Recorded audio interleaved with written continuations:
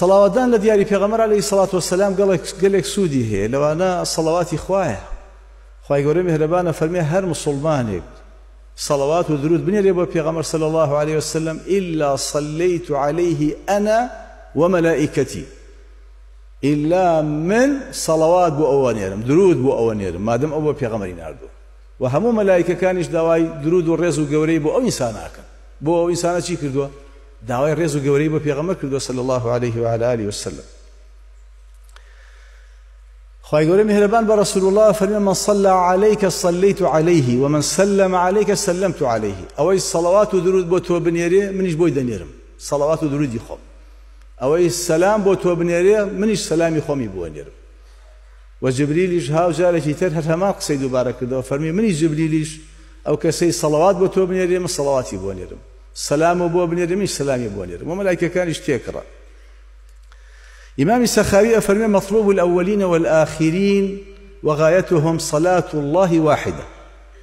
حمو هواي مروفا قوركان أوي يكجا أخوة صلوات ودرود يان ببنيري يتوعد بيا وقرتو آوا بران بالبيغمر عليه الصلاة والسلام بردوام خواهي قورا أو صلوات ودرود وبرزيت بيدا بخش من صلى عليه من أمتي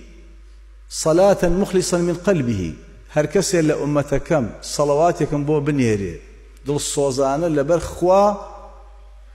صلت عليه 10 خواهي قورد ده صلواتي بوانيري وسلاما بوابلنا ده سلامي بوانيري وده شاكي بونسي وده درجة برزي كاتوا ومحى عنه 10 سيئات وده قناهي شي بوصرته كواتا صلوات ناردن بو بيغمر صلى الله عليه وسلم كفارة لكم سرينوي قناها كانت أنا أجل زور صلوات بو بيغمر بنيري عليه الصلاة والسلام يغفر لك ذنبك خدا تاوانا قناها كانت دبخشيت